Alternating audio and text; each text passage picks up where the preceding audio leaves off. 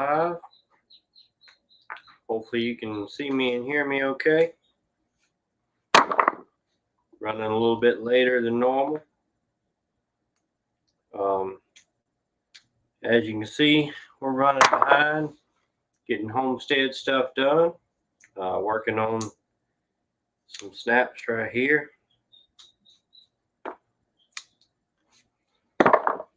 Just picked a bunch of them today. Got a bushel basket and a smaller bucket, and that's only about half of them. Runner to daylight on the rest. So we'll be picking again tomorrow and probably get about the same amount or so. So that's always a good thing. Something I look forward to doing is picking these snaps and then canning them. It's something I really enjoy to do, and I really like growing these because they really put out a whole lot for us. We canned 114 quarts of them last year, and we'll probably have more than that this year. Being as we made the garden a little bit bigger and got a few more rows and all that good stuff. So I don't think that you can really grow too many, because you can always sell it or give it away or whatever. But it's always better to have more than you need, I believe. Especially when it comes to the prepping aspect. That's kind of what we prep for anyway, is to have a surplus of things and not be lacking.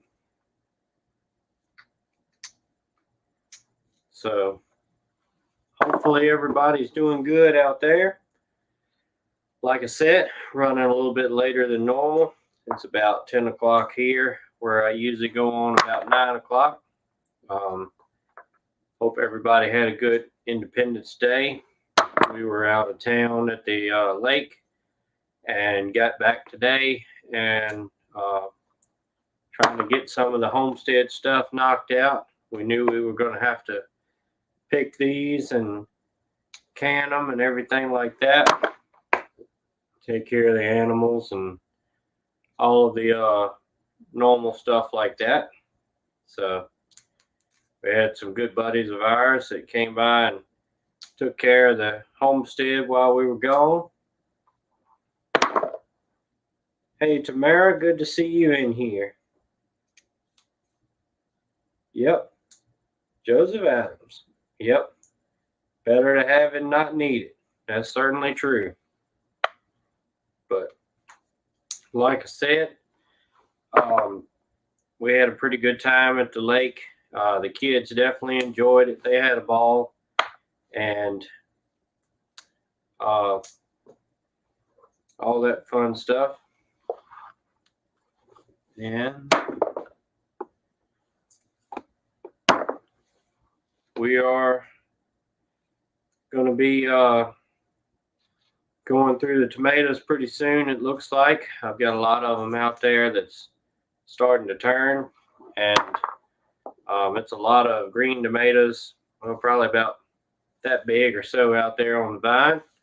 So we'll be processing them soon, probably. And I don't know what all we'll do with them.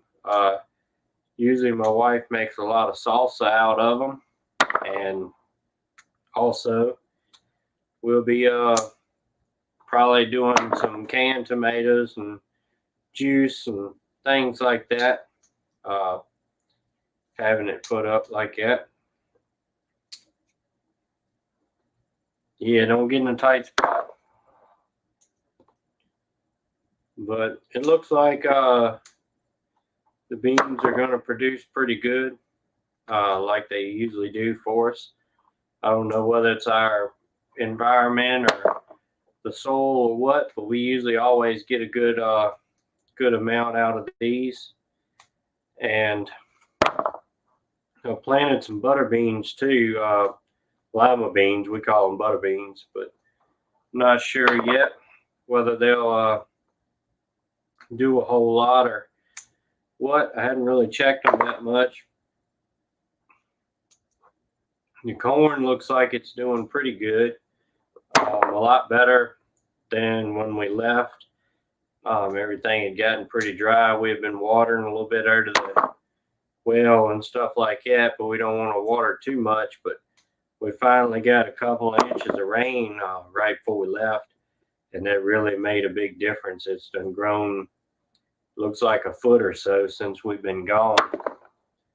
So that'll be good. We picked a bunch of cucumbers today and a couple of squash. I hadn't checked the watermelons and stuff, but hopefully that rain did them good. Good to see you, Maniac. And not the original Adam Smith. Good to see you in here. Hopefully everybody's having a good day and had a good Independence weekend and all that kind of stuff.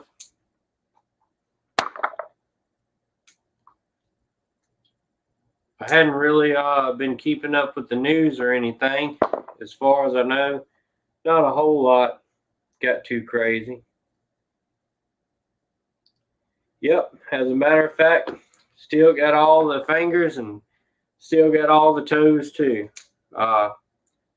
We're down here in Virginia, and with our laws and things, we can't have any of the good fireworks. So if you lose anything with fireworks, you pretty much had to intend to do it. All we have is the little bitty box things that you get at Walmart and stuff like that. It's pretty much all it's legal down here. But all the states around, like Tennessee and North Carolina and stuff like that, you can get the good stuff down there, but you come right over here, you can't have it for some reason. So anyway, I guess it makes about as much sense as a lot of the other laws they passed. So we'll leave it at that.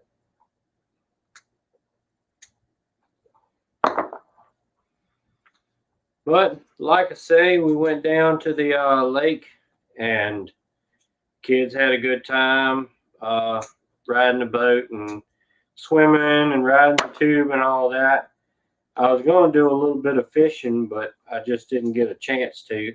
So maybe next time. I like to fish every now and again, but I'm not a huge fisherman. And usually down there I'll just catfish a little bit, and every now and then I'll catch one, but nothing to get excited over. Probably 3 or 4 pounds would be about the biggest I've caught down there.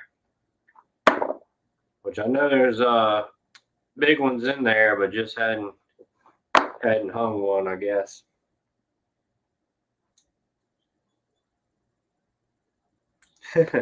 Sound like a war zone in Georgia. That's good. Maniac, Ohio was crazy. That's cool. I don't know what about the laws in Ohio, what you can have out there, but hopefully you can have the good stuff and have a good time with it. NWA Prepper, good to see you in here. Close the Arc. It's Hidden City Prepper, new name. I like that name. That's really cool. Close the Arc. I'll have to remember that.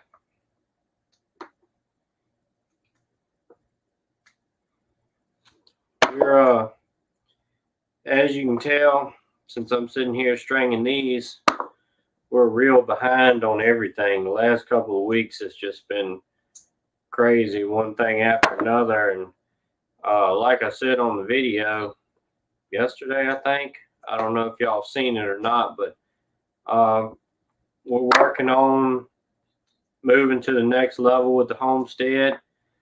I've got a old tractor that my dad has been setting. We got to do some work to it. Hydraulics ain't working on it and several other things. And once we get it all good and running good and the hydraulics fixed, we're going to put 2 back tires on the back of it and everything. But I'm really looking forward to having that going because it's going to be a lot more things I can do with it, having more horsepower and more weight, and of course having a loader on there. Yeah, NWA, I can do that. I'll come on over and snap them for you.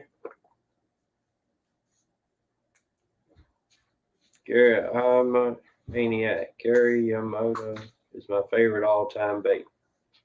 I don't know what that is actually. Not right off anyway. But yeah, having that tractor is gonna be able to move round bales, and my dad gave me hay equipment too, hay mower and rake and a baler and all that. So I just have to go through it because it's been sitting for a long time, and kind of fix them up and things like that and get them going. But it'll be nice to be able to do some of our own stuff like that. And in the future, I'd like to be able to get corn planters and things like that, and be able to raise a bunch of corn, 4 or 5 acres or something like that, maybe, and get a grinder and everything so we can make our own feed. Really, right now with the homestead deal, the feed is what's killing us. When I started the homestead back in February, I think, or March of 2020, 100-pound bag of mixed feed was $14 and some cent, and now it's up to $21.50. So for the same bag of feed, so it's definitely a lot. It's risen a whole lot in cost in just a little over a year. But that's to be expected. That's going back not only with the whole pandemic deal, but it's also having to do with corn shortages and crop failures. Just driving the price of corn way through the roof. Anything that has anything to do with corn, have corn in it or whatever, it's increased in price a whole lot. The majority of any kind of animal feed has corn to do with it. We feed the chickens the same thing we feed the hogs, the mixed feed.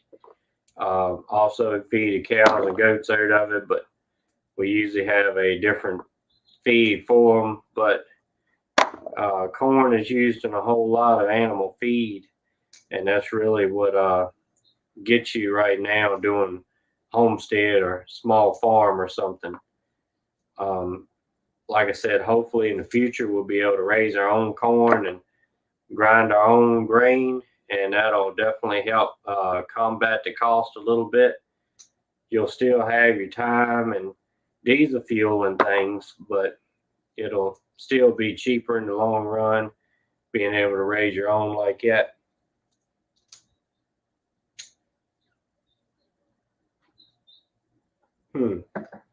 I'll have to look into that. I'm a maniac. Yep, Appalachian Prepper. Good to see you in here. And not the original Adam Smith. Yeah, we first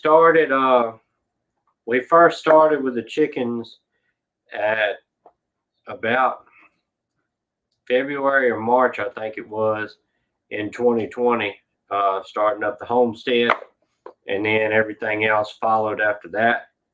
But we really put a whole lot of effort and a whole lot of money into it. Even this year, I forgot exactly when I started the fencing for the cows and stuff, but the fence stuff is really expensive too. The rolls of woven wire we use, it's 330 foot on each roll, and it's $169 a roll. And then we use about 55 metal T-post, 6-foot post, on that roll of wire, we do about every 6 foot or so, we do a post. And they're $4.19, I think, usually at Tractor Supply. So the whole fencing ordeal gets pretty expensive real quick. And I forgot exactly how much the gates are. The gates are 12-foot gates, or 100 and I don't know, 20, 40, $50, something. I don't really remember. I have to look that up, or you can look it up or whatever. But they are expensive. Ain't nothing cheap about it. Doing wooden posts, if you did wooden posts like you hang your gates on, if you did that all up and down the wire, it would be even more expensive, because they are about $5 or $6 a piece for those. And I like the metal T-posts better myself. They're a whole lot faster and easier to drive and to hang the wire up and everything, and they pretty much last forever. Where, you know, wooden posts will rot before the metal post rust to the point where you can't use them anymore. Elliot's in here. Good to see you. Free Hanley, good to see you in here. I appreciate everybody stopping by. Like I said, we are running later than normal, so I wasn't sure how many people would be able to hop in here. And hopefully I'm not boring y'all too much. I'm sitting here and stringing these beans and chatting with you and everything. So hopefully everybody's doing good out there. Life's going well, and had a good holiday weekend, Independence Day, and all that stuff. Like I was saying earlier, I hadn't really kept up with a whole lot of news, but I think more or less it was a pretty quiet weekend, unless y'all seen something that I hadn't. There hadn't really been too crazy going on. Yeah, that's the way I do NWA. I definitely go with a T-post and use the wood on the corners and hanging the gate and stuff like that, and put them in concrete. It really, I think, holds tension a lot better than just trying to put them in the ground and pack dirt around them.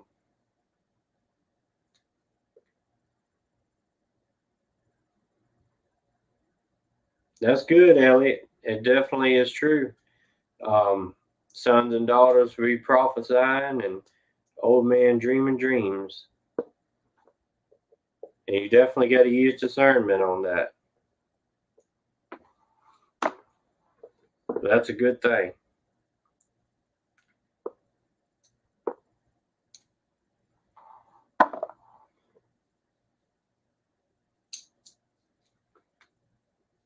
Free Hanley, only 8:16 p.m. up in the mountains. Well, that's good. Like I said, it's 10:17 right here in Virginia.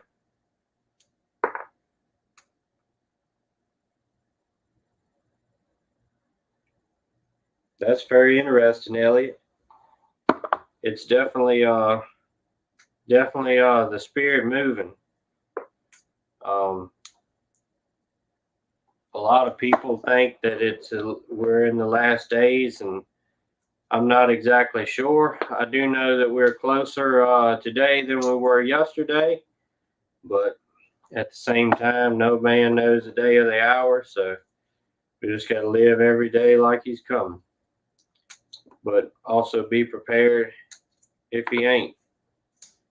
I think a lot of people look for certain signs kind of as an alert system as they try to live whatever kind of way they want to. And then once they see a certain sign, then that's when they'll get right and serve God and, change their life and everything, kind of the just-in-time warning system. I think that's a lot of the reason why we weren't given more specific signs and a certain date.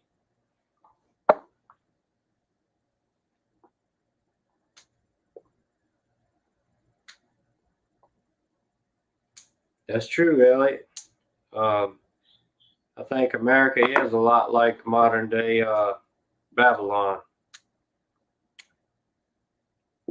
It's definitely leaning that way more and more each day, it seems like. Um, Here in Virginia, the 1st of July, they made marijuana pretty much legal, I think. They got some kind of different stipulations and all of that, but I think something about everyone over 21 in a household or something can, I think you can have, well, I think it doesn't matter how many people's in the house is over 21.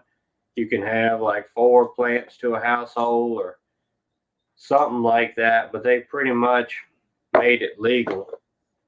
And I guess the next thing after that will be the hard stuff, heroin and meth and things like that. They'll legalize that too, probably, uh, as long as they can get a cut out of it some kind of way.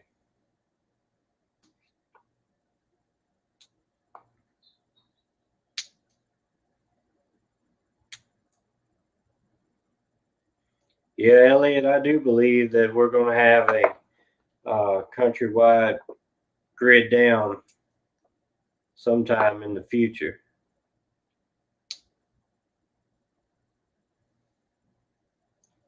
That's true, Appalachian.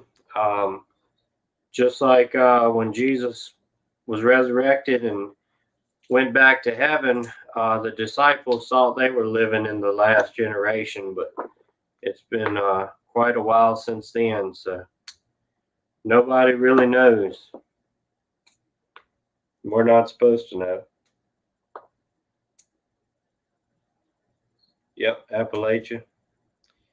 Um, Jesus said it would be like the beginning of birth pains, um, steadily progressing over the years.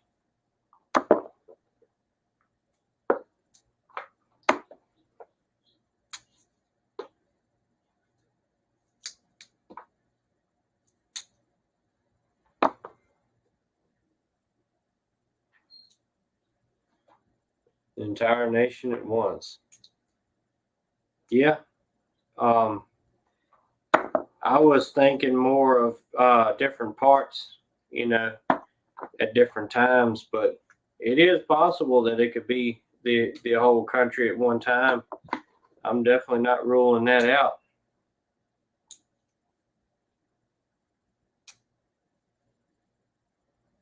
Yeah, America has gotten pretty bad.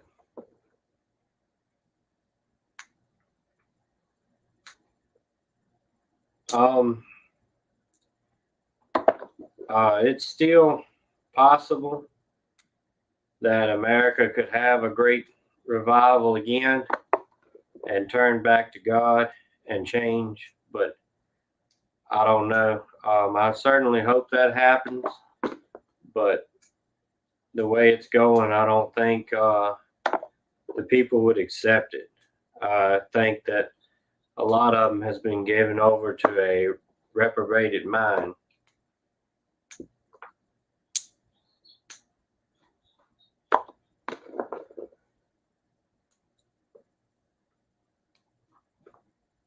Yep, Appalachia would be Mad Max. Yardbirds is in here. Good to see you. That's exactly right. That's good advice there.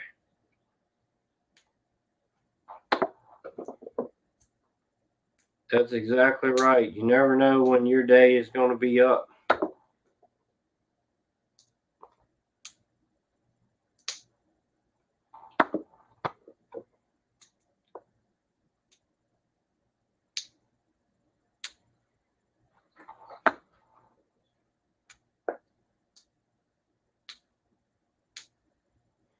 I wonder where Reverend is tonight. He might be done turned in and went to bed.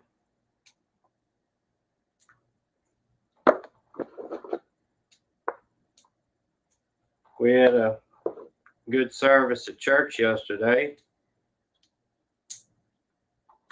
which it's always good up there. We always have a good time. Worship the Lord, play some music, some good old bluegrass gospel. That's definitely one of my favorite types of music.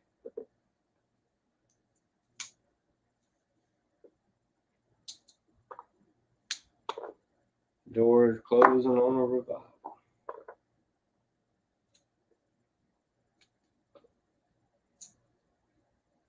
Yeah, that is true, Appalachian.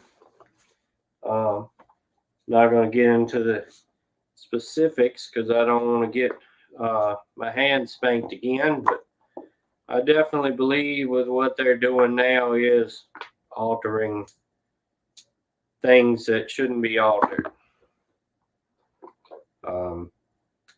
I'm not, getting it, and nor is any of my family that I know of. It may be some that do it, but none that I know of. Most are pretty outspoken against it.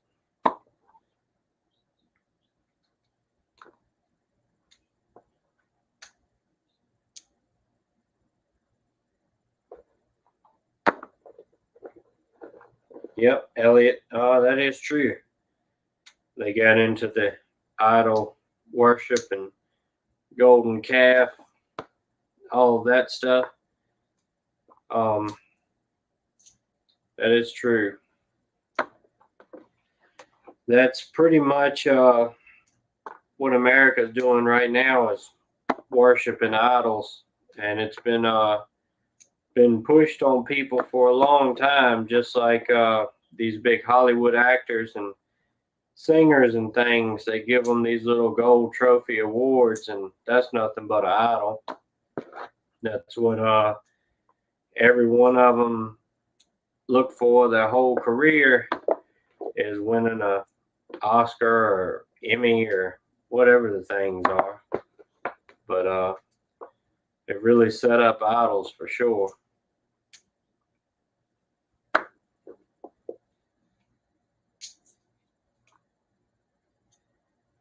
Yeah, Appalachia, that's true.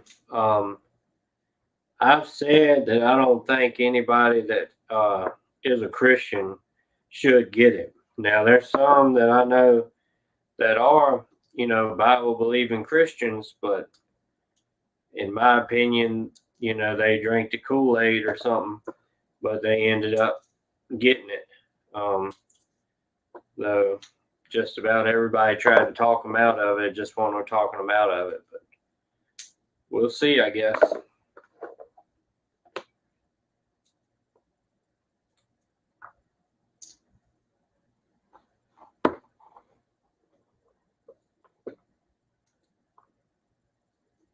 I didn't know that, Elliot.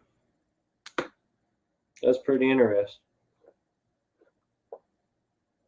Yeah, I didn't know that. Hey, Joanne, good to see you in here. We're having a bean stringing party here.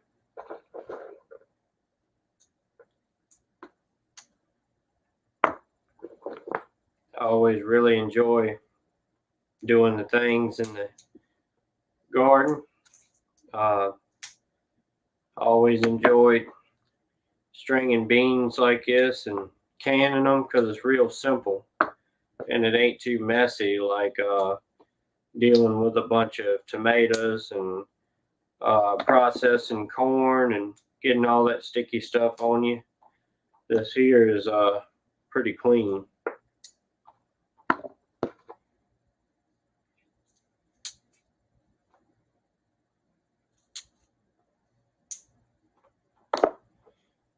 I didn't know that, Elliot. My mama's got, I don't know how much, but she's got Cherokee blood in her.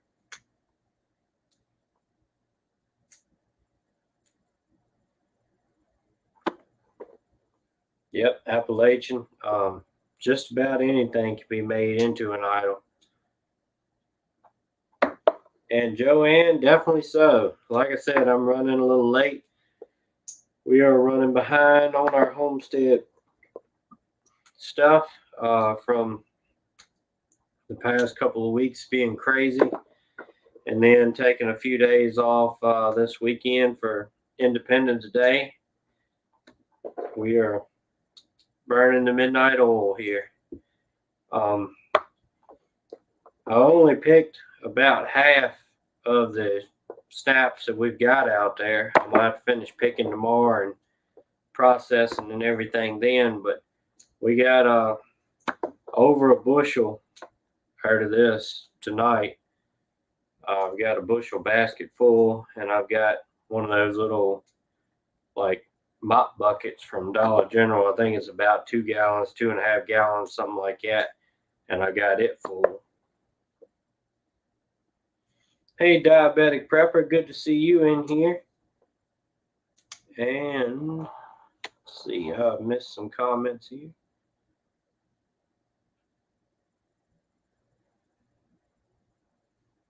Tribe of Gad, that's interesting.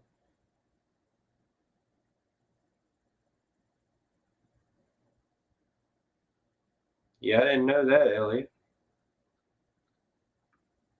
Joanne, her foot's doing a little better. It's still bothering her, and she still got to wear that boot for a few more weeks and everything. But it is healing. They said it was a fracture, so it's really giving her a fit. Definitely slowing her down a whole lot. But she's still getting a lot of things done. She was out there this evening and helping me pick these things and all.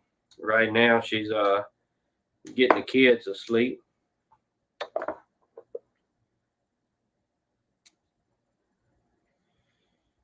Pretty good, Diabetic Prepper. Just trying to get things done and get these things strained here so we can wash them and get ready to can them tonight.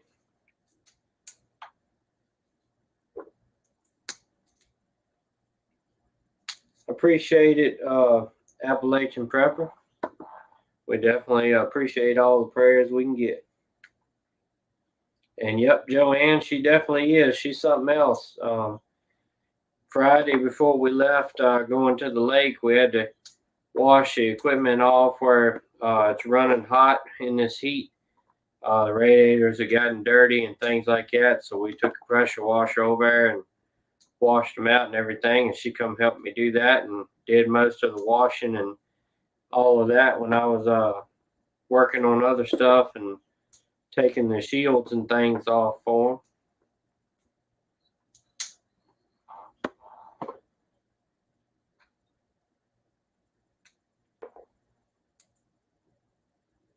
Doing good. Back to honoring and demanding personality.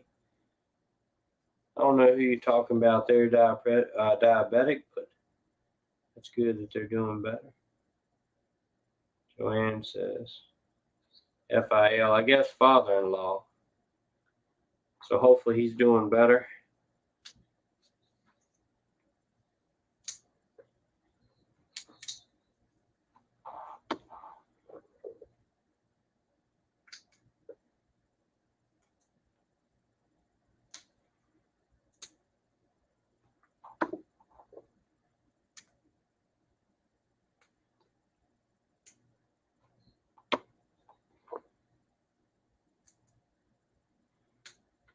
But yeah, I appreciate everybody bearing with me the last couple of weeks.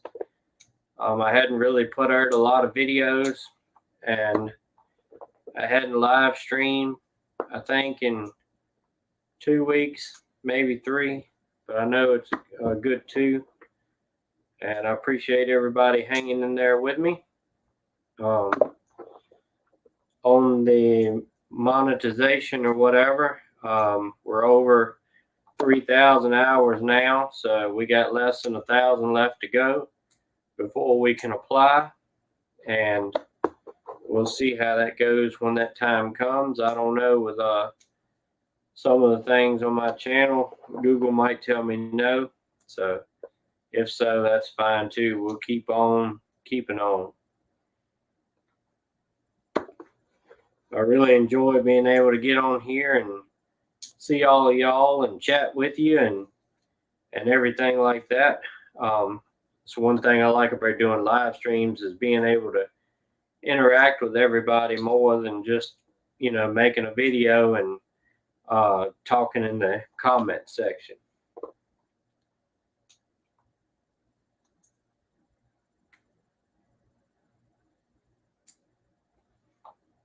Let's see, my chat done jumped. It's on everyone's plate for this week. Well, I'm working on these here. Then I'll have some more to do tomorrow. Yeah, the Indians definitely got into some witchcraft type stuff.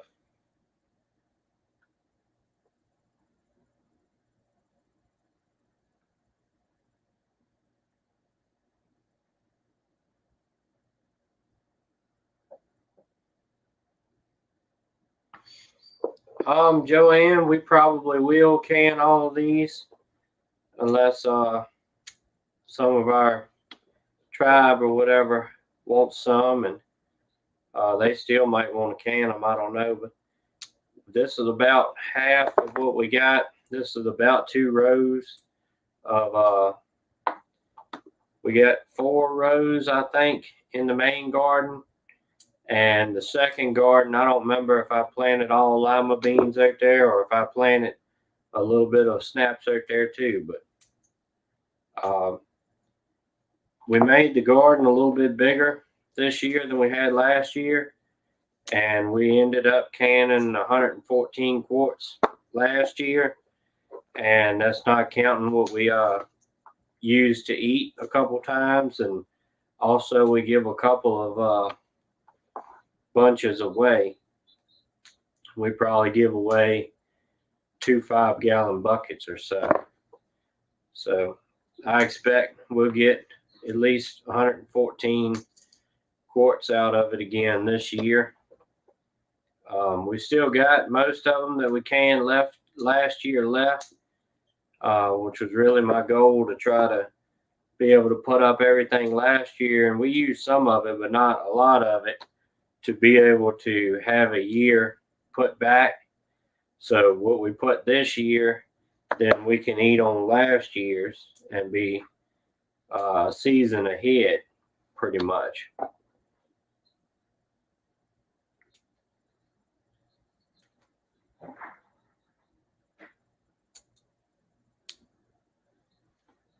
Yeah, that's fine, diabetic prepper. I'm usually in and out too on different live chats and stuff. I'll pop in and listen and comment every now and then, but kind of more or less in the background.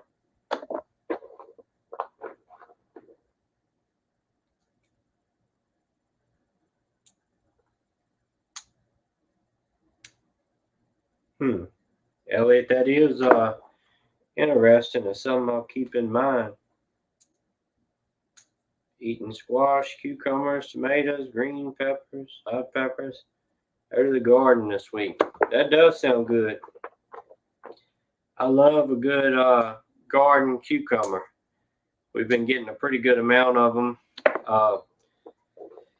My wife made 2 batches of pickle the other day, heard of it, and we give enough for 1 batch to somebody else. And then we picked some more tonight, but I'm not sure how many it was. I didn't pay attention. And the tomatoes, we really hadn't got any out of the garden yet. I put a couple of cherry tomato plants out there, and they have done a little bit in the garden. But the big tomatoes hadn't turned yet. But we have been getting a handful out of the greenhouse every now and then, which is a really good thing. It's a couple to eat every now and then. They're getting a big mess in to have to process and everything, but it won't be too long when all these tomatoes in the garden start coming in. We'll have to be canning them and doing something with them. Looking forward to that this year. Last year we borrowed a little hand mill from my mother-in-law to do the tomatoes with, to separate the seeds and the juice and all that kind of stuff. And this year I ended up ordering it's kind of looks like a hand grinder, meat grinder, but it's a little meal for the tomatoes. It'll separate the core and the juice and the seeds, and I think it'll peel it too. I don't remember.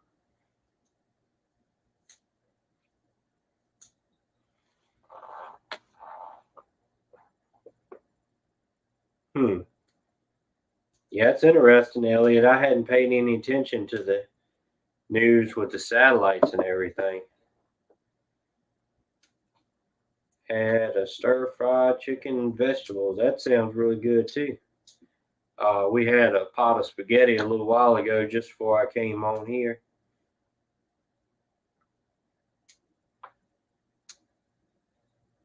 Yeah, Joanne, that is something to consider, but you can probably grow a lot of things in a container on the deck like that. Things like beans here and corn, it's a little harder to do on a container because you just can't get the volume, but tomatoes and cucumbers ought to do pretty well.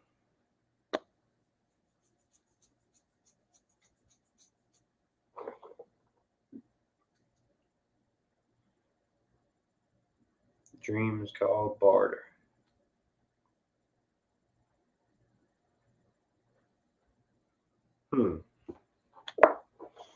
Yeah, I hadn't heard about that, Elliot.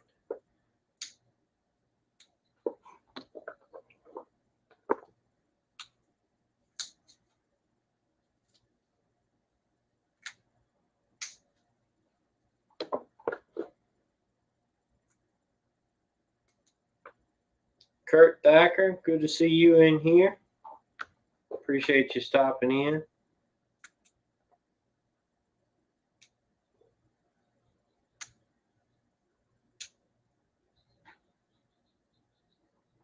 Ellie, that is pretty interesting. Yeah, definitely so. A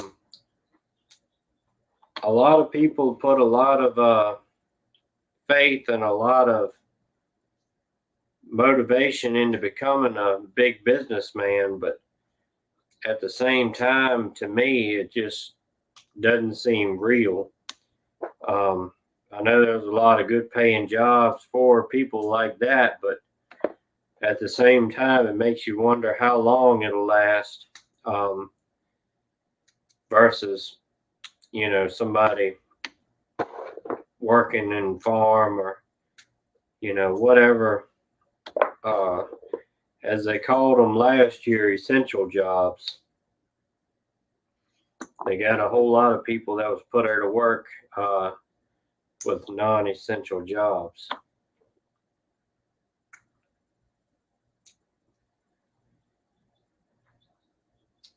Hey, Ruth, good to see you. I appreciate that. Yep, we usually have a good crop every year of green beans.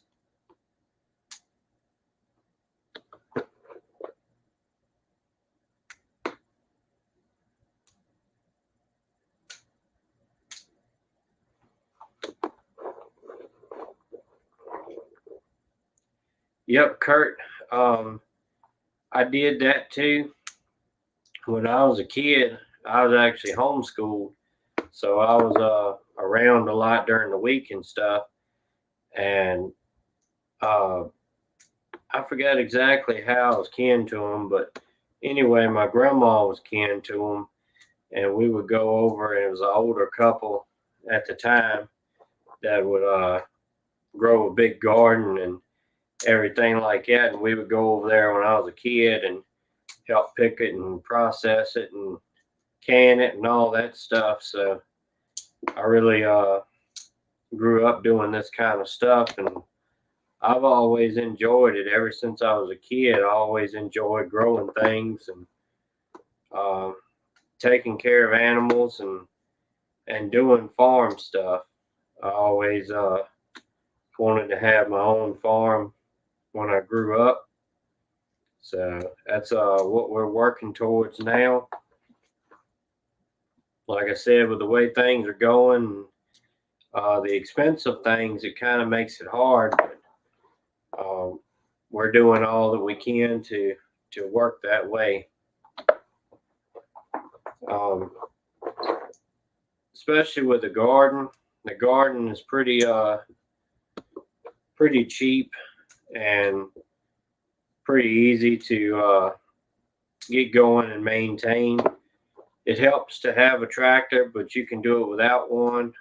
We raised the garden last year with just that self-propelled tiller, and this year we got that small tractor, and I really enjoyed that. It's made it a whole lot easier and a whole lot faster than working it with that hand tiller, but it can be done.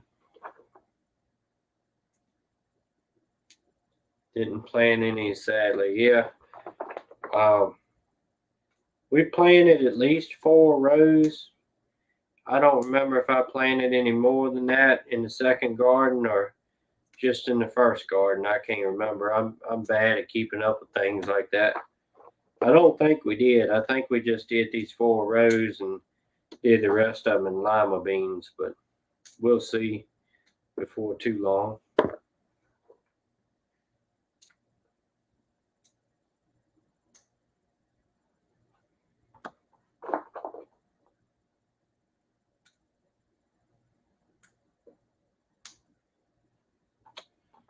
Yeah, Elliot, that is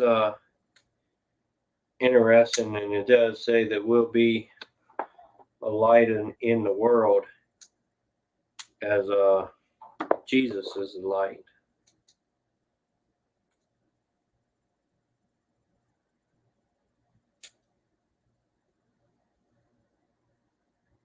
Yeah, that's good, Appalachian. When we first got married, we've been married for 7 years, I think it is. We got married in 2013. I was using a tractor of my dad's. It was a old Ferguson tractor with a gas motor. It had the old points and everything like that in it, and I used it we raised a garden a year or two, I think, that away. And then when the kids come along, it was so much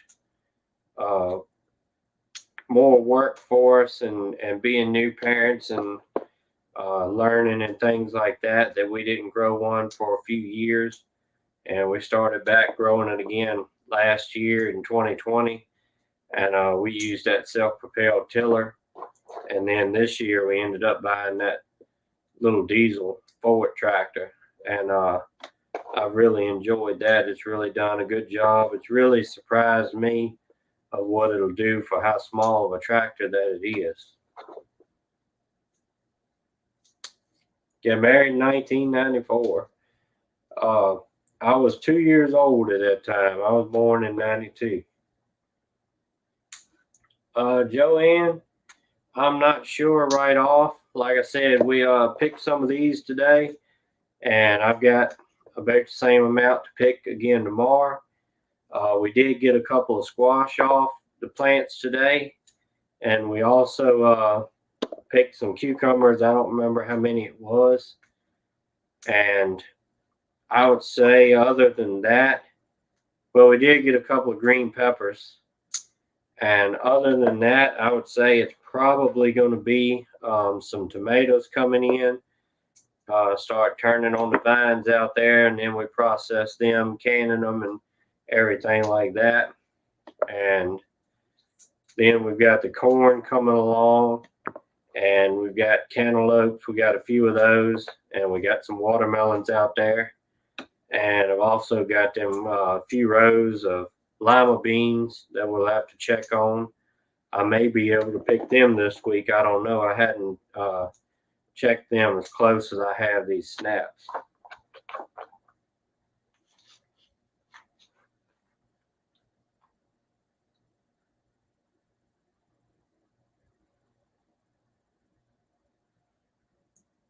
Yep, be a watchman and prepping. I like that, Elliot.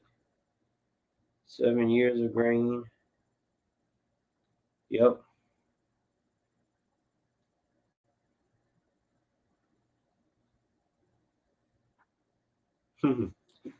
$1,990.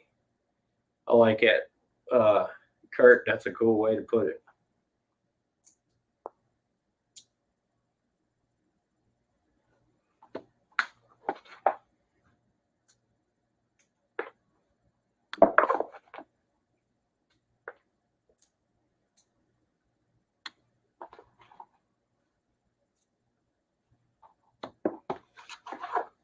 All right.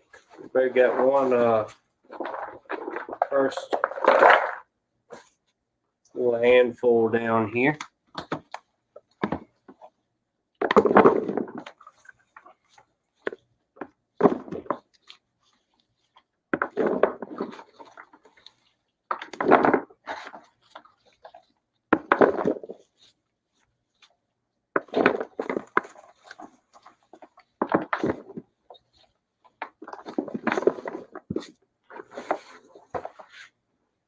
I can't remember exactly what these are. I think they're Tinderette. My wife says she thought they were jades, but I don't remember. Huh? They're not jades. They're not long enough. Yeah, I think they're Tinderettes. That's what we usually go for.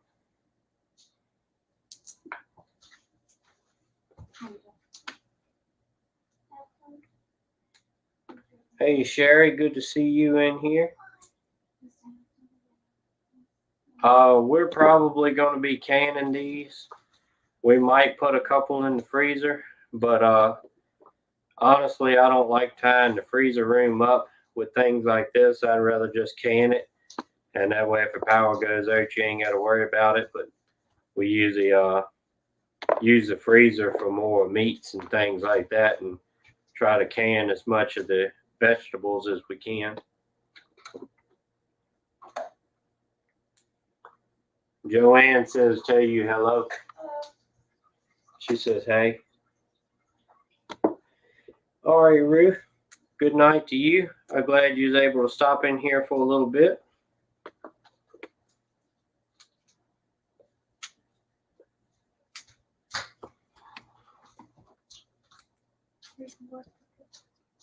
Here's I didn't bring any in yet. Night, Boogie. You're supposed to be asleep.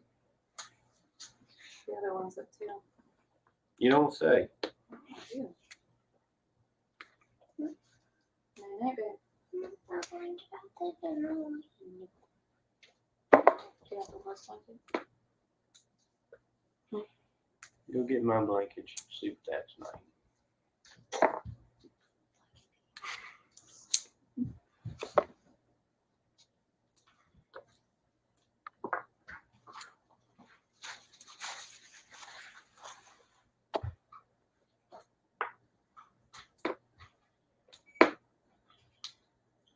Also, my wife and one of her friends, the one that takes care of the farm and stuff when we're gone and stuff, they did some pickling peppers tonight. Some banana peppers and something else, I think it was.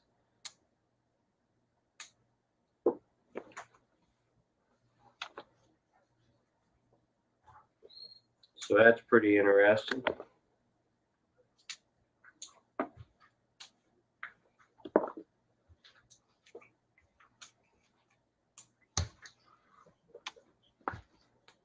What you think? What?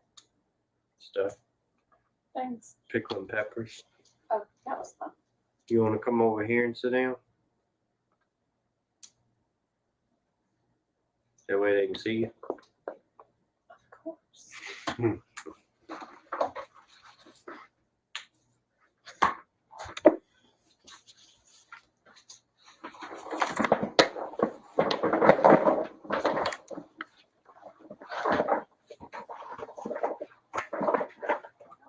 Get rearranged here.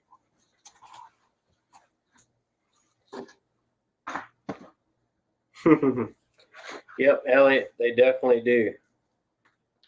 Just as soon as you think they're asleep, here they come. No, I just left them in there and you don't see.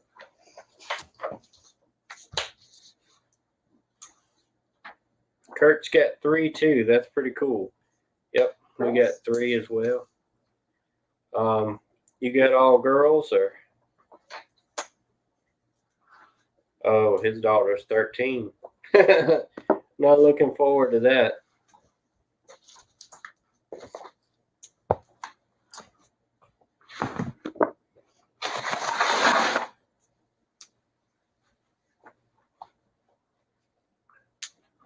Joanne says her youngest is 18. Yep, definitely not looking forward to that. Kurt has a girl and 2 boys. Joanne has 3 girls, 24, 22, and 18. That's pretty close to what ours can be. Yeah.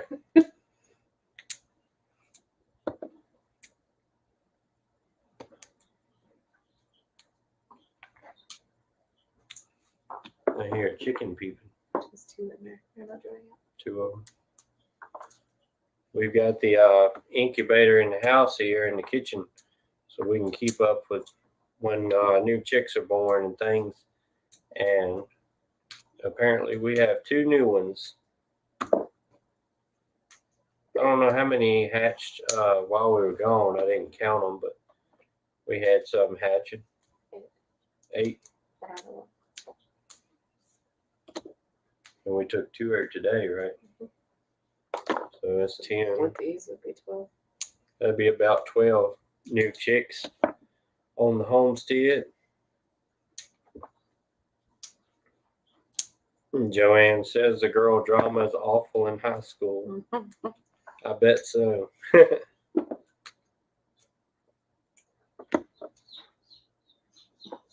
Ellie's got 2 girls, 6 and 7. Our oldest is 6. We got 6, 4, and 2. So we got them stair step down the line.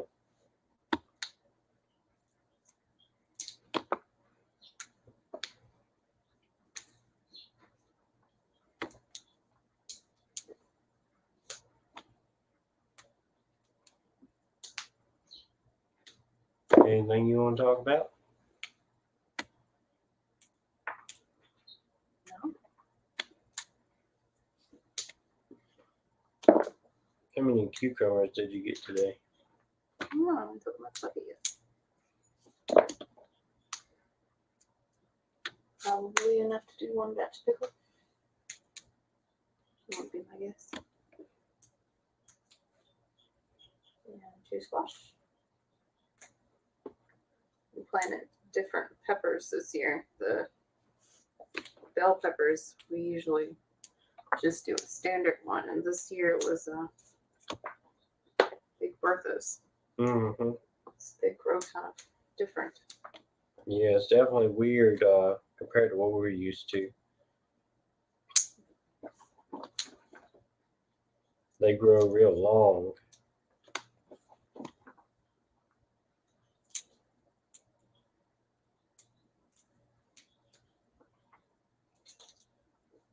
We were talking about the tomatoes and stuff earlier. What are you going to try to do with the majority of them? You going to put up canned tomatoes, or I said usually you make a lot of salsa. Yeah, we definitely do canned tomatoes this year. Salsa doesn't usually take a lot of tomatoes compared to the rest. So that's why I tried to do that before, because we hadn't had a lot of luck with ours. Last year the tomatoes didn't do anything. The weather was all messed up, and most of them, as soon as they got almost ripe, we get 3 inches of rain and bust them open. So hopefully this year we have better luck. They look real good so far.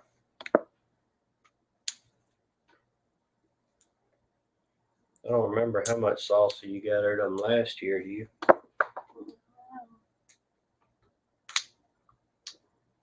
My parents also have a garden, so whatever they don't have, we kind of get the rest of it to see what else we can put up with ours.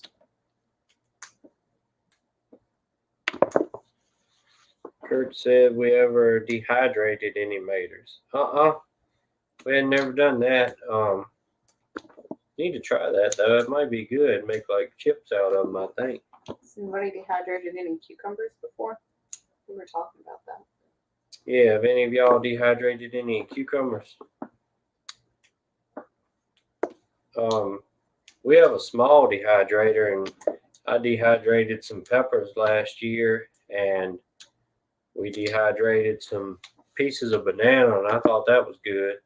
And also apple was good. I didn't try any strawberries. I don't think, did we? No. No, we didn't try any strawberries. That might be good too.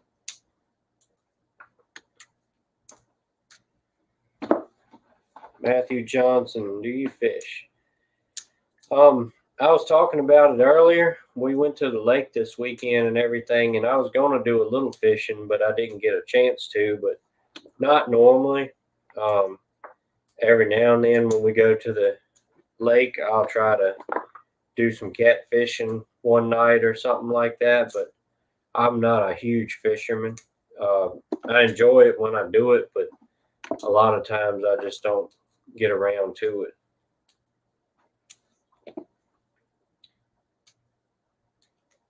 Appalachian Prepper, we have sun dried some on the screens. That's cool. Joanne tried watermelon rinds, not a fan. Have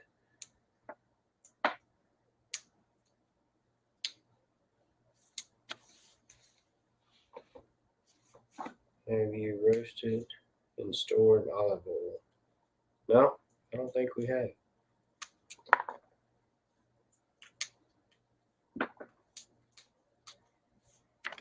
Let's see if I can set this where you can see the chat too. It's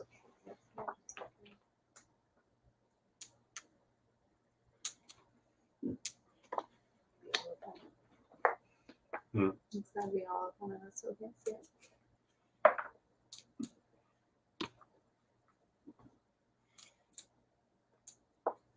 They said earlier that they hoped your foot was feeling better and ask about that. Thanks, guys. It's getting there. It was fun finding the fracture after 4 weeks. I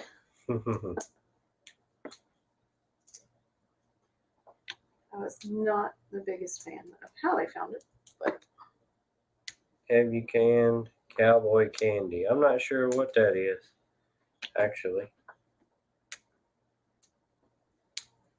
So I'm guessing we probably haven't. There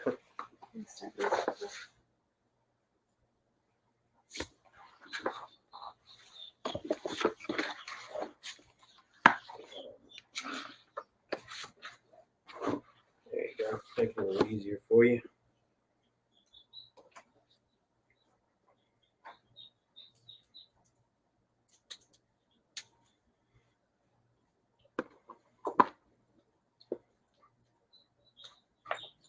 Won the lottery getting a small freeze dryer. I'd like to have one of those too. I think I don't like those flat stuff. yeah, I don't either. But I think them freeze dryers is about $4,000 a piece.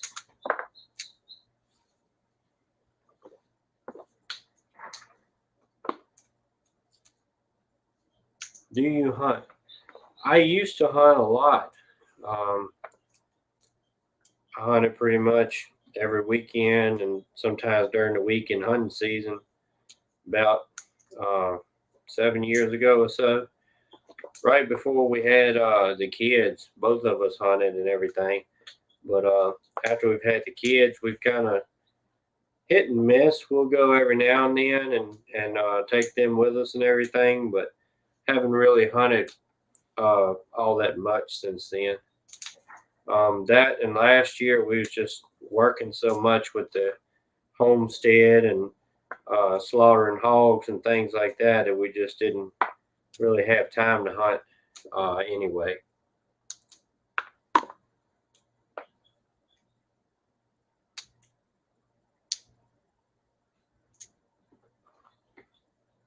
Jalapenos. No, we haven't canned any of those.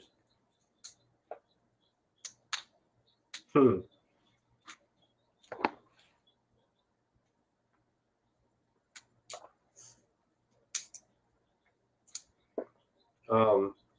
She was talking about earlier, her parents having a big garden and everything. They're real big fans of okra. They pickle it and all that kind of stuff too. I don't think I've ever tried okra, but I reckon I'll have to sometime soon.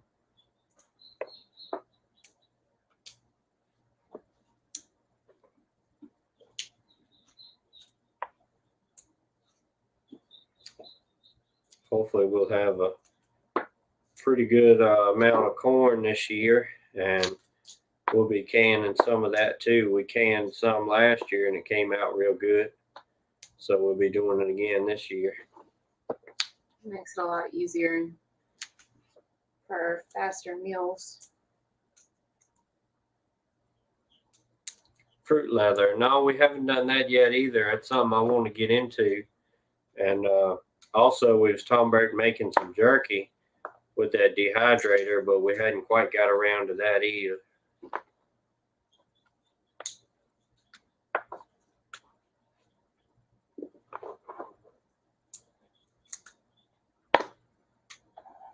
Yeah, I bet that would clear the sinuses.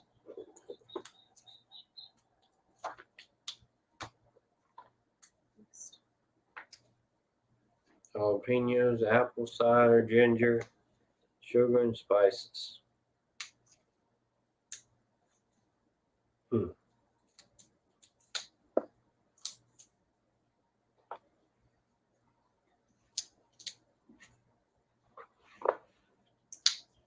Okra has a very different taste. It depends on how you fix it. When I was a kid, my parents used to batter it and fry it.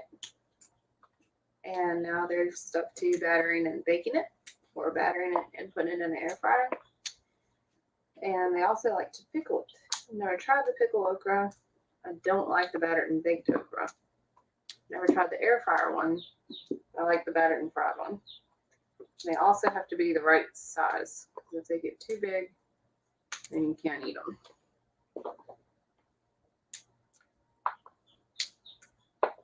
Hey, Chris, good to see you in here. Appreciate you stopping by the bean stringing party.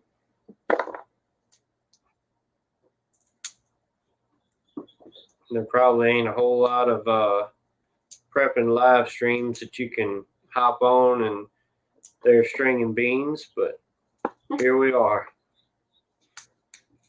Okra does get slimy. It's kind of another one of those things. If it gets too big, if you can't put your fingernail in it easily, then it's already too hard to try to do anything with. But it does get slimy, and if you batter it and fry it, then it takes out some of the slime. My parents did say that they had to throw away a couple of jars because after canning it and the pickling it, the slime was just too overwhelming.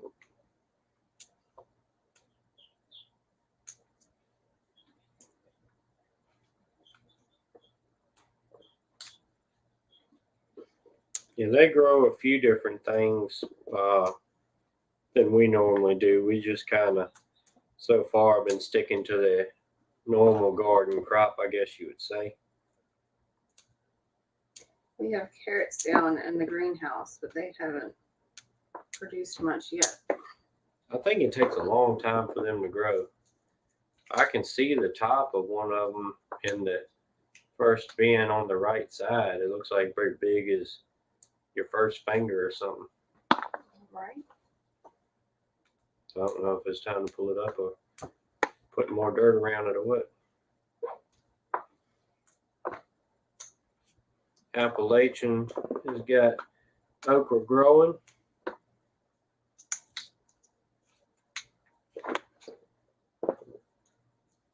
Chris said that remember sitting on the back porch with Grandma doing that. And we were talking about that earlier. I was saying how I was homeschooled and we would go up to an older couple that was kin to my grandma, and I would help as a kid picking and stringing beans and canning and all that kind of stuff. You used to do that too, didn't you? Mm-hmm. Go ahead and give some of your backstory. I think purple whole peas are my most fond and worst memories. They attract a lot of bees, so you usually get stung several times picking them. But then my brother and I always used to chase each other around with the purple fingers after we were done shelling.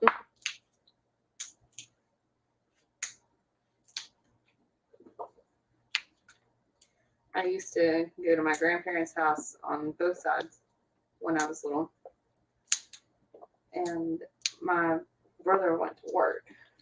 So I got to do all the other homestead house type stuff with them. A lot of That stuff was they something needed help he with. never really took to begin with, was it? So, but I was stuck washing several hundreds of jars every summer.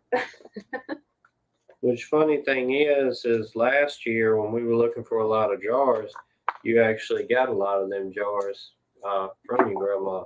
So, yeah. And my grandma gave us a bunch. And it's funny how things kind of come full circle like that.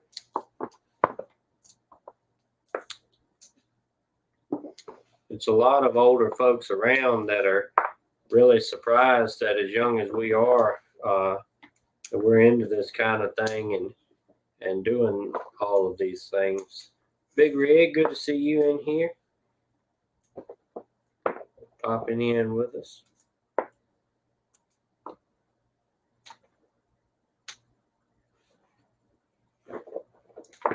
These are tenderettes, and different people call them different things all around. I call them snaps. I got snap, string beans, green beans, but they are tenderettes. That's like the lima beans. We call them butter beans. And then when I was growing up, we had some magic beans. Those things got to be as big as about a 50-cent piece per bean. They were really good. It took a lot to get anywhere. We also planted some pinto beans in the greenhouse not too long ago. They all came up and everything, so that's the first time we tried to grow any pinto beans. So I'm kind of excited to see what they do, because they was just a pack of beans out of the grocery store, and I took her there and planted them, and sure enough, they come up.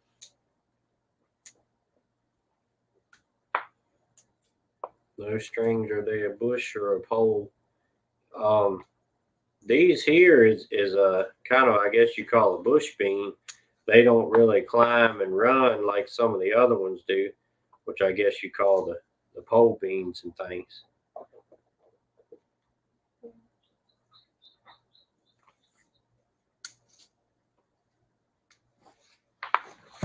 All right, Sherry, good to see you in here. You have a good rest of your night. We'll catch you later.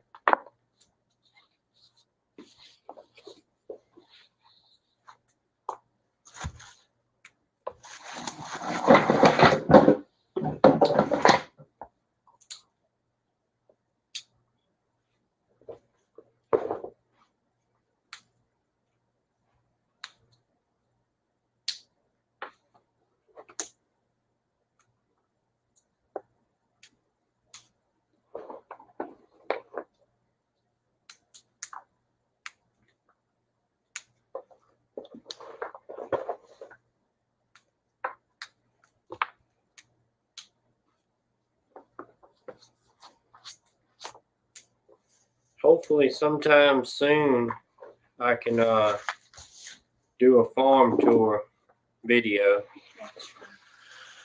I've been wanting to do that for a while, but I just hadn't got around to it.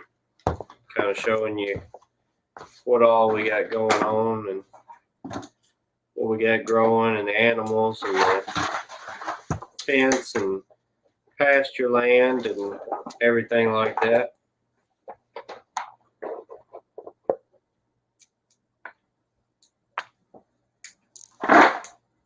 All right, Appalachian, you have a good night. We appreciate you stopping in here, and we'll catch you next time.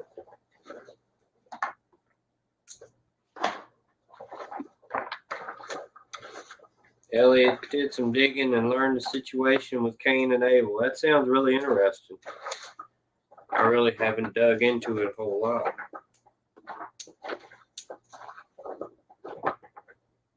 But the pasture's greening up pretty good now since we got that couple of inches of rain. Also, the parts of the pasture out there that we ran the aerator over, it does seem to have made a difference. It seems like that it's greener and growing a little thicker than not using it. So I think the aerator does make a difference.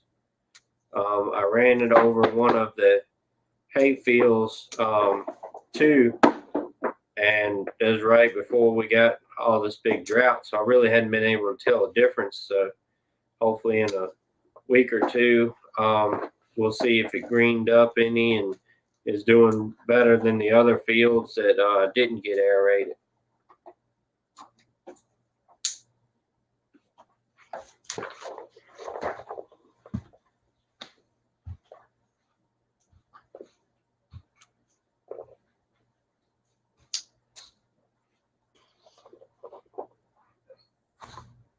Ellie, I didn't know that.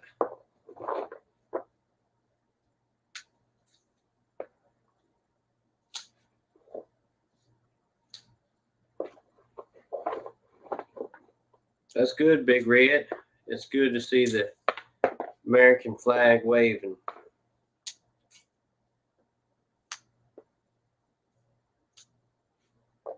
Joanne, I had never heard that. I'll have to check that out.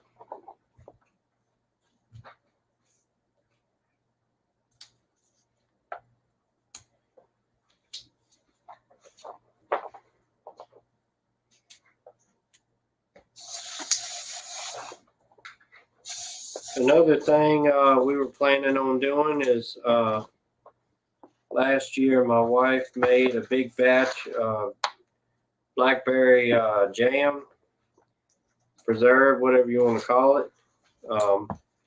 We were hoping to do some more this year and put some of the berries up and freeze them or whatever. But with this drought we've had, the big wild blackberry bushes that we had have pretty much dried up. So I don't know if we're going to get anything out of them this year or not. But that came out really good last year. And we got some tame blackberry slips from my buddy World Without Rule of Law. And if you hadn't checked out his channel, check him out. But I've got, planted them, and they seem to be doing pretty good, but I don't think that we'll be able to get anything off of them this year. I think that'll be a next year thing.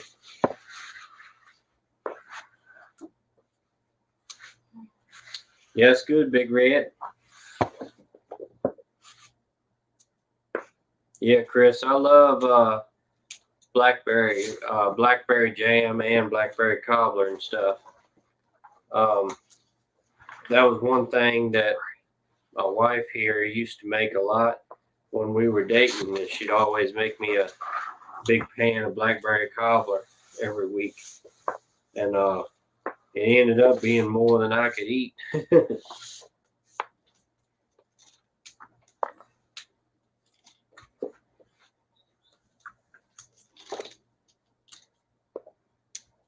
What you think? Yeah. We halfway through? Unfortunately, along with the stuff comes ants. I should have went ahead and brought them in. The ants not so that came into the bucket. Yeah. We were talking about earlier. I'm thinking about building a little wooden table type thing and covering it with real fine wire, like a rat wire or something, to be able to lay them out on and wash them down with a water hose the first time before bringing them in and stringing them and everything, and then be able to further wash them in the sink.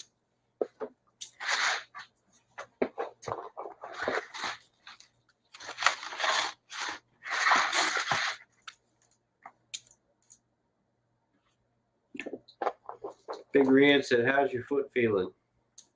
It hurts today. Yeah, you've been on it a lot today. On a lot this weekend. Yeah. They're still questioning if it has nerve damage. But it'll get there. And we'll get rid of this boot and Be a lot happier. proceed on.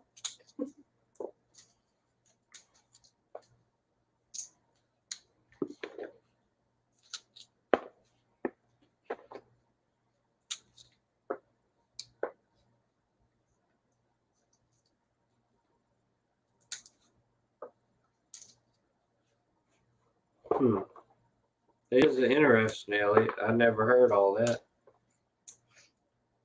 Joanne says, "How did you hurt it?" That's a fun story. In a bounce house at a church event. I said, I'm not going in because I'm going to get hurt. And my 2-year-old goes in. Well, mom follows. So at least it was me and not her. Yeah, It would have been far worse for her. and you were right. I'm an accident-prone person.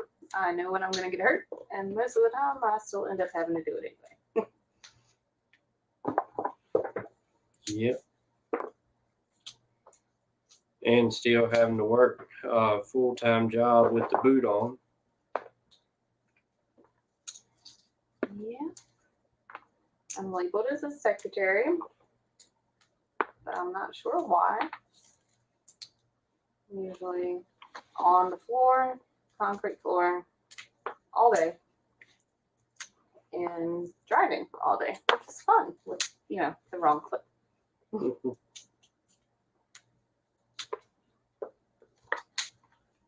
Wrong-footed. I appreciate that, Big Red. It will get there.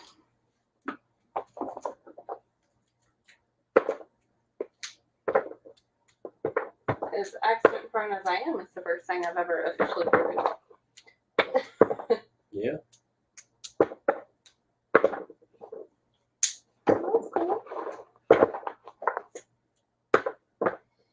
Yeah, Joanne, we usually stay pretty busy.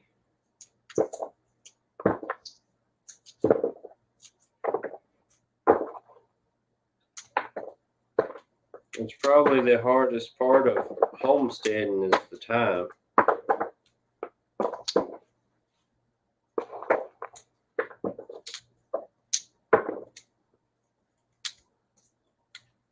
Kurt said you gotta be tough to play with the kids.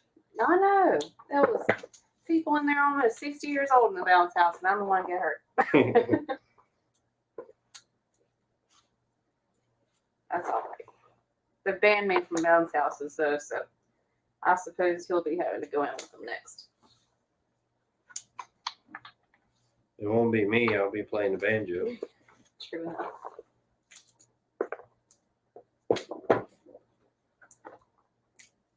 The designated banjo player.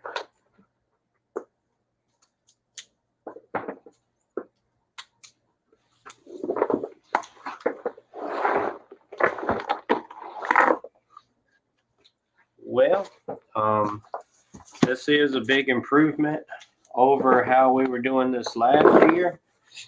with these plastic bins, it makes it a lot easier and they hold a lot more. Last year we were breaking out pretty much every bowl in the kitchen trying to put beans in. Yep. Just doing bowls, cake pan tops. Yep.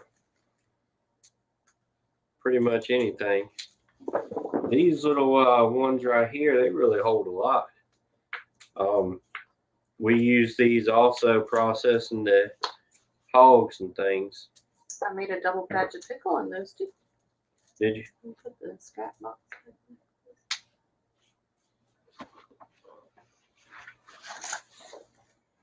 Thank you. All right, Big Red, we appreciate you stopping in here. You have you a good night.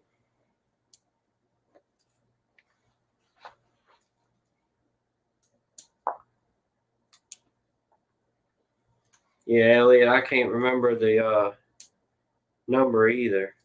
I know it was 3 sons, but I can't remember the daughters.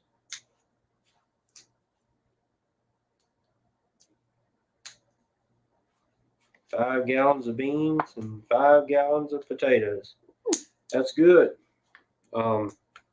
We got this big bushel basket here. We picked full, and then that little mop bucket there, and we still got 2 rows to pick tomorrow. And you said what, your mama picked 4 or 5 gallon buckets? Mm-hmm. They got 4 or 5 gallon buckets to process however they're going to do. I don't know if they're going to can all of them, or are they going to put some in the freezer or what? I usually can them. She put hers in the refrigerator tonight though. Mm-hmm. Said enough of that.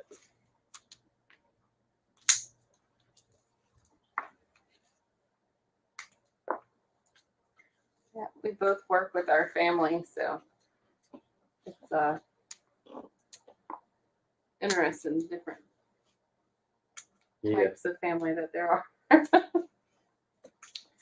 The different ways that you can work with your family.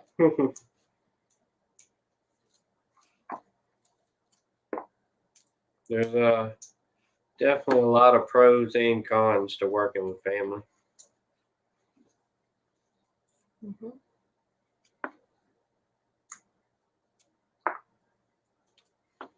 That's good, Kurt. I want to try to work on a root cellar as well. Definitely for longer term possible collapse things. It would be a more beneficial way to try to preserve stuff than we're doing now. And fishing for truth. We're going to try to save our heirloom tomato seeds out of the greenhouse.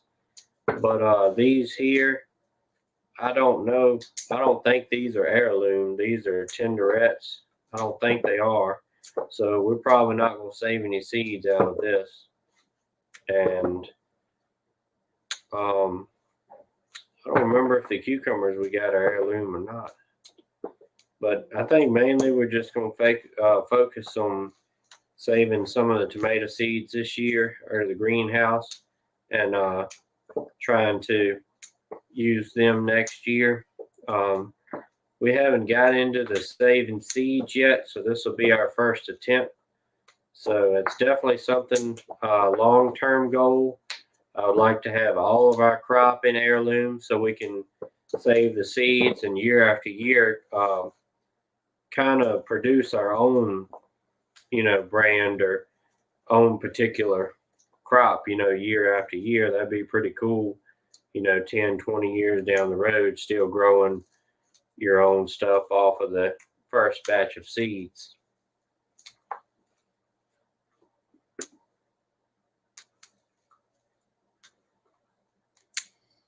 All right, Joanne, we appreciate you being in here. You have your good night, and we'll catch you next time. We're probably going to shut it down here in a few minutes and keep on working with these beans and doing the things.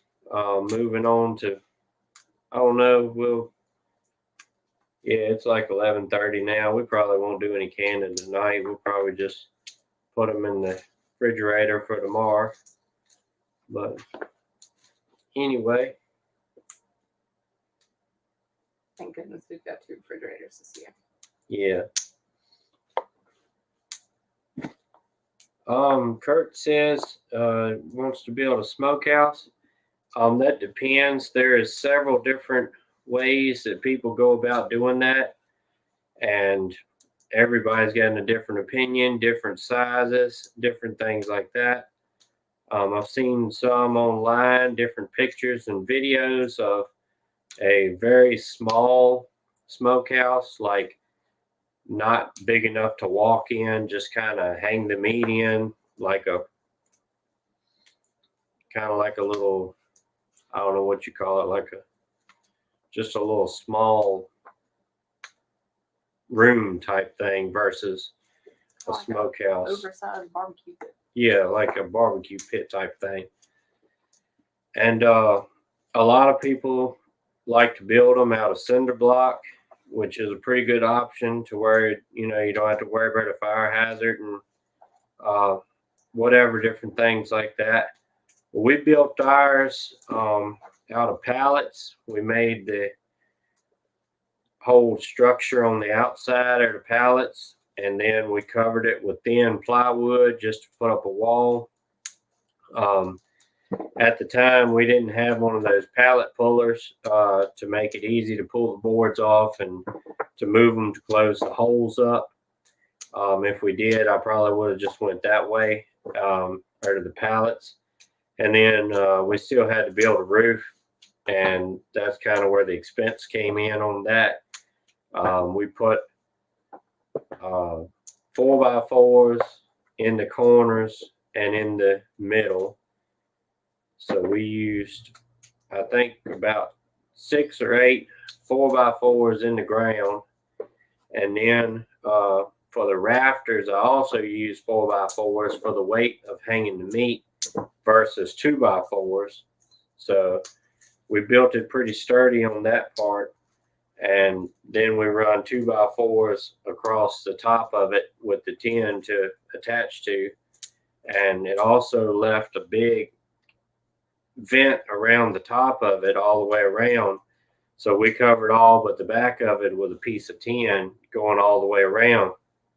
And it's probably about 1.5 feet or 2 foot of space in the back all the way across like that between the wall and the roof. And it actually worked good for a vent. It let some of the excess smoke out and the heat, because it still got really, really hot in there, and it did a real good job. And if we didn't have that vent, it probably would have been too hot in there, but it worked pretty well. I did a video on that a while back.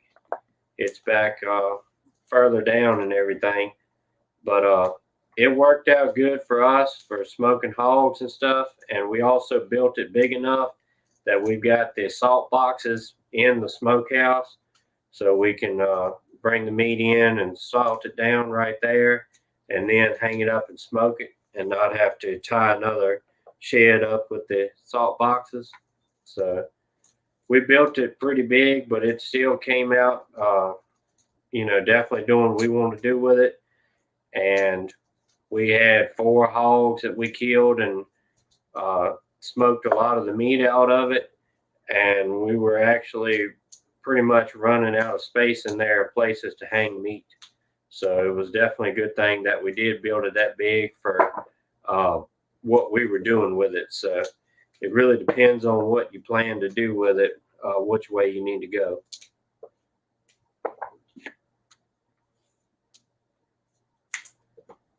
Let's see. All right, Chris, you have a good night. We'll catch you later. Fishing for Truth. We've got a couple of Black Angus, and I've been watching videos of the Dexter breed. They're a heritage breed. They're not quite as big as the Angus is. The guy I've been watching is Just a Few Acres Farm, and he's been raising them for a while. And they raise them to butcher and sell the meat off of it versus taking it to, resell the whole animal and somebody buy it and do whatever they want to do with it. They don't bring a lot of money that way, but by the butchering and selling the meat, I think they do pretty good. And they said that usually even the bigger and older cows are still pretty tender. And around here, the rule of thumb for Angus and similar sized cows is about 1 acre of grazing land per cow to sustain them. And the Dexter, the research and stuff that I've seen on them and what he says is you only need about a half acre. And he also said that a full grown Dexter is about 700-800 pounds. And depending on exactly how big it is when you butcher it and exactly what cuts you get out of it, you get about 300 to 400 pounds of meat out of it. So I was thinking about going that way because I'd like to be able to butcher our own cows too and not have to pay a slaughterhouse to do it. And doing something smaller like that would be easier to handle and maintain in one setting like that, doing 300 or 400 pounds of meat versus, huge Angus and stuff.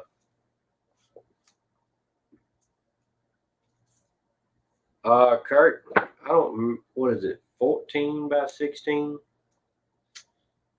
is what we did the smokehouse.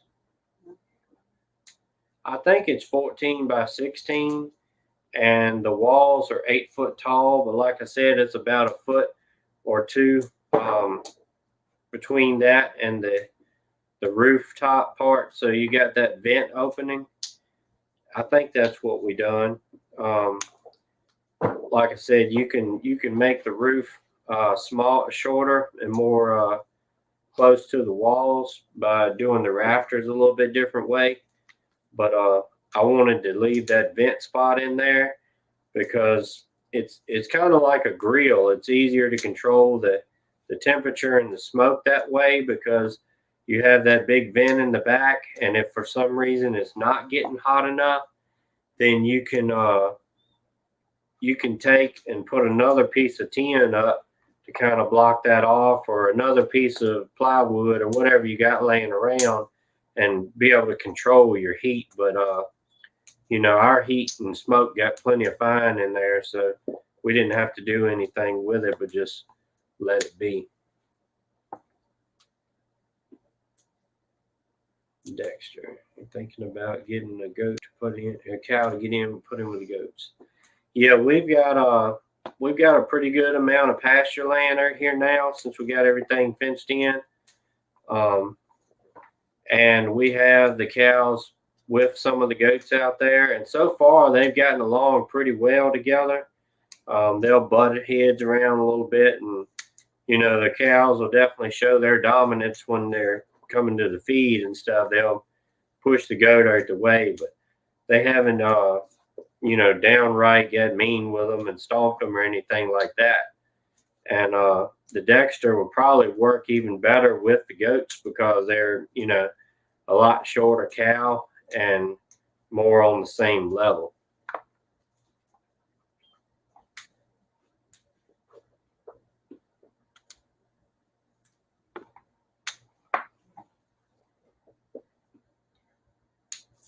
Also with the Dexter, they said that you can use them to milk pretty well. I mean, it's not as good as a actual dairy cow, but you can milk them and you can use them for meat.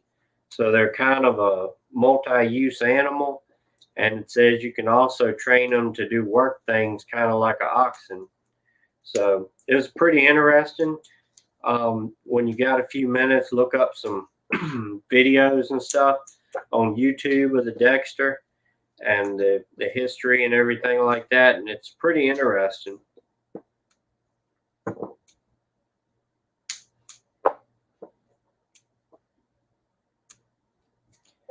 Fishing for Truth, I'm not exactly sure on the slaughterhouse charge. Last year, was the first year that we slaughtered our own hogs. When we had them before, about 6, 7 years ago, we got a slaughterhouse to do it, and they did a pretty good job. Do you remember what they charged? I don't remember, but it won't no whole lot. I think it was like 60, 70 bucks, something like that. I think it was like $60 or $70. Then last year, 2020, the great year of the pandemic, the slaughterhouses, just like everybody else, they took advantage of it. They said that they were too booked up and yada, yada, yada. And if you found one, they wanted to charge you a stupid price. We found a guy, it's kind of a smaller guy, smaller slaughterhouse type of deal. Just opened up. Just Officially. opened up officially, all that kind of stuff. And he's like, yeah, I'll do it and all that kind of stuff. And he actually did her mom and daddy's hogs, which I don't think he did such a great job on, but we have different opinions on that. I mean, he done a fine job processing them and vacuum packing them, the meat and everything like that. It was real nice done. But They did the ham, smoke. the ham and the bacon, they poured on that liquid smoke. It wasn't done the old-fashioned way like it was supposed to, and I didn't like that part. So, And the hams are sectioned off into anywhere between 1.5 pounds to 3 pound sections and bagged up, which is nice if you just want a little bit at a time. But I wasn't fond of it because some pieces is a lot of gristle. yeah. But one thing is this same guy, every time you talk to him, he went up on his price. He wanted to charge us the same thing or more by the end of it that he did his hogs for, doing all of that vacuum sealing and everything all with it. And all we was going to do is get them to kill the hog, grind the sausage, and then the ham, the bacon, the side meat, fat back, all that stuff, we were going to bring that home and salt it down and smoke it ourselves. So he was basically, killing it, gutting it, skinning it out, grind the sausage, and send the rest back home. And he ended up, what was the last price he told us per hog? It was $450 or $500 per hog just to do that. And we said, man, you crazy. So we ended up doing it ourselves. I ended up, a buddy of ours lives up the road, does a lot of things with hogs. And he came down and taught us how to do it and helped us with the first 3 of them. And then we did the last one on our own. But, I mean, it was outrageous for what we wanted done. So we ended up, having a new experience and learning how to do it ourselves. So now we don't have to rely on anybody. We did have a lot of help coming down and processing the meat and doing all those things. But as far as having to rely on a slaughterhouse now, we're in the clear on that. And that's also, I want to learn how to slaughter our own cows so we can do the same thing.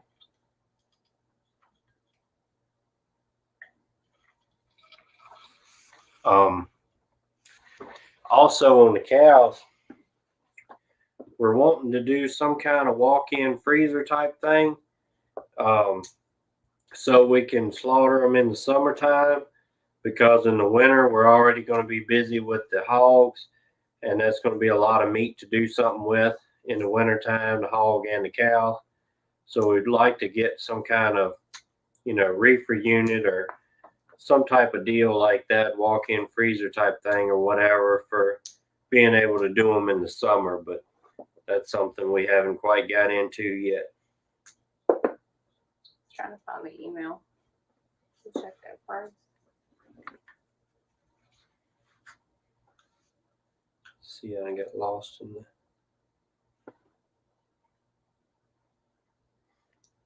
Yeah, close the arc.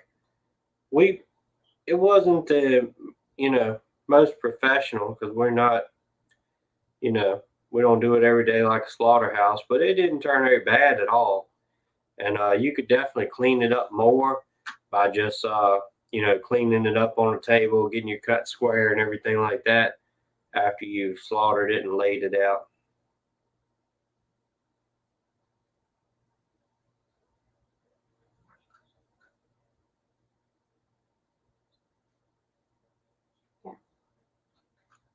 So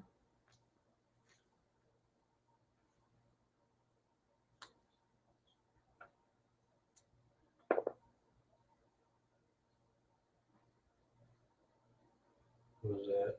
that's it. $4.25. 350 under 400 pounds, 400 if over, plus $25 if over 500 pounds. Yeah. But like I said, for what we wanted done, that was a crazy amount of money.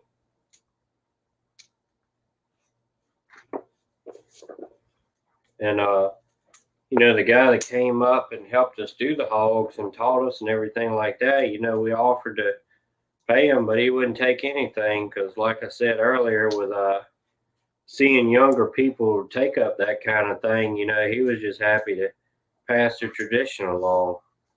So he wouldn't take anything for it. We give him some of the meat and everything, but he wouldn't take anything else for it. Break out the Sawzall. We did use the Sawzall quite a bit, cutting the hams and the shoulders and no. Did we do the shoulders that way? One of them we did. We did the hams and the ribs and things with the Sawzall. You cut it down and then you cut the rest of the joint with the Sawzall. Yeah, deer. I used to skin a lot of deer. I could skin one out in about 15 minutes or so. I still know how to do it, but I'm not quite as fluent in it now as I used to be.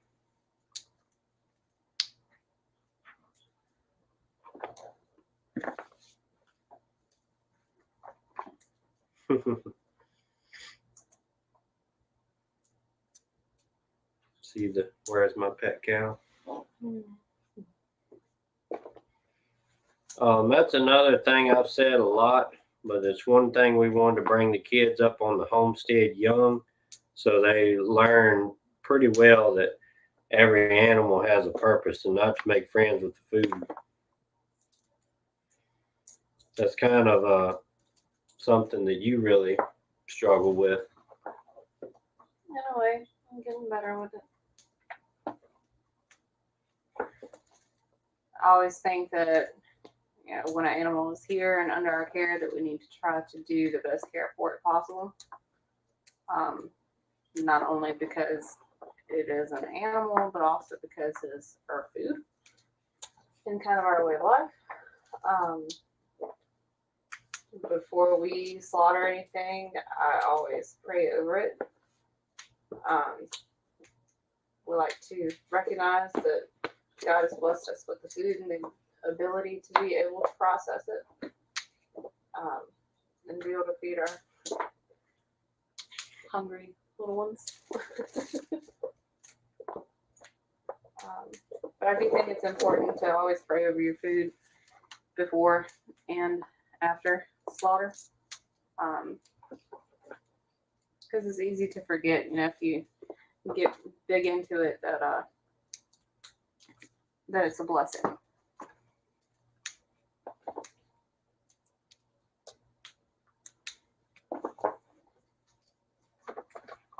What do you think?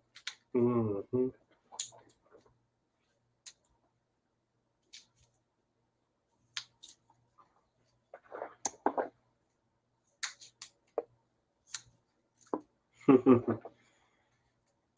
See Kurt's coming.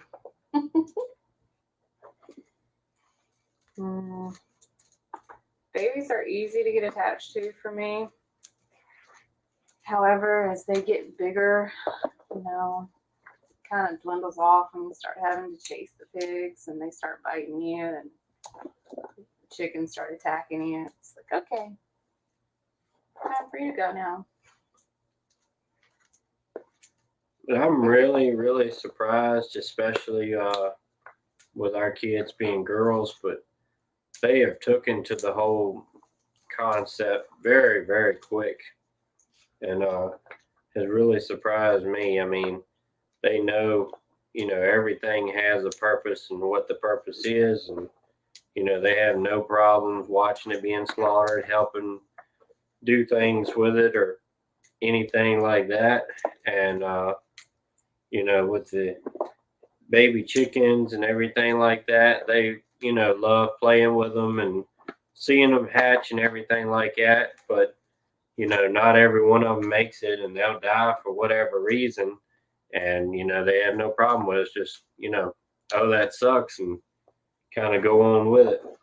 So that's one thing I really like, getting them kind of toughened up to because a lot of kids, they'll, you know, have one pet or something, and then 3 years down the road it'll die, and they cry their eyes out for a month over it. And ours are not really that way. So I think it kind of saves them, a lot of heartache in the long run.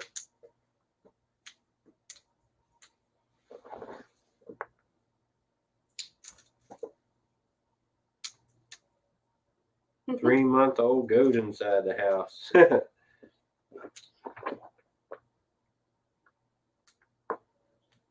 Kurt got 7 baby chicks in the couch next to the couch right now. We've got 2 of them that just hatched behind us here in the incubator still. I'll have to take them outside and put them in the little brooder room before too long. What breed of goat do you have inside?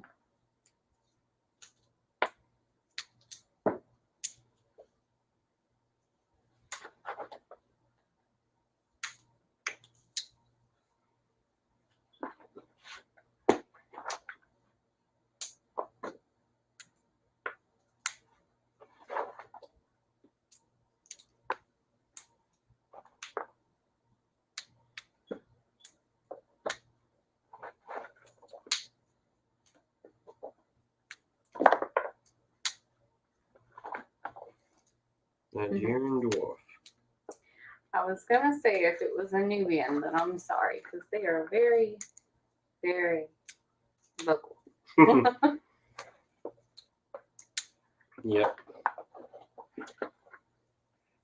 Our little one, how old is that thing? She was born in February. Actually, February 7th. So it's her birthday. Well, month day or whatever is coming up. She'll be 5 months old. Every time you go outside, that one's hollering for you. You can be all the way the other side of the cow pasture and holler for her, and she'll holler back at you.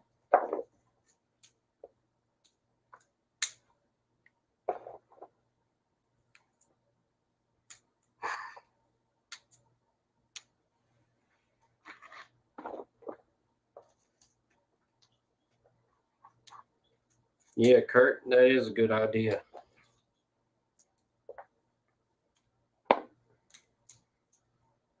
I've got a lot of long-term farm and homestead goals and stuff. As soon as I get one accomplished, I'm ready to move on to the next one. You're ready before you finish one. Yeah, probably.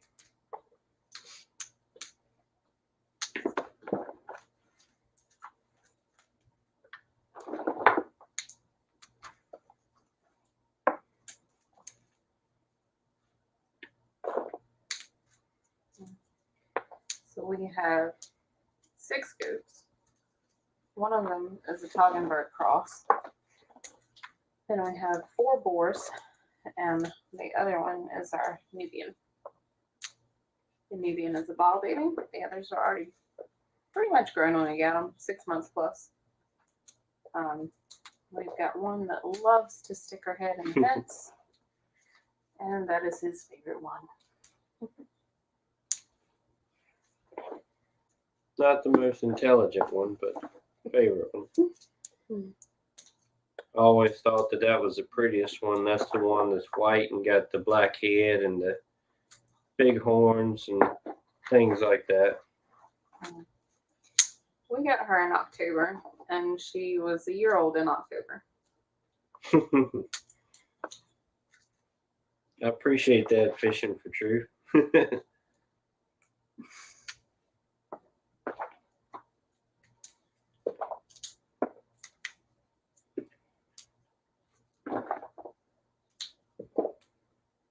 All right, Kurt, we appreciate you coming in here. You have you a good night. We'll catch you next time.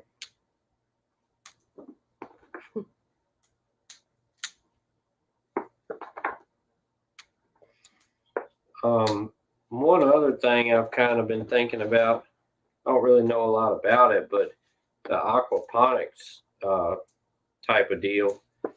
Not so much for the garden, but that's kind of a benefit too. But it would be nice to be able to grow, tame fish that you can just run out there and catch with a net whenever you want. So that might be something we can get into down the road, and all of that is kind of interesting, but I hadn't figured out exactly the specifics of what you need and how to do all that. And also, I want to get into keeping honeybees and having our own honey right here on the homestead.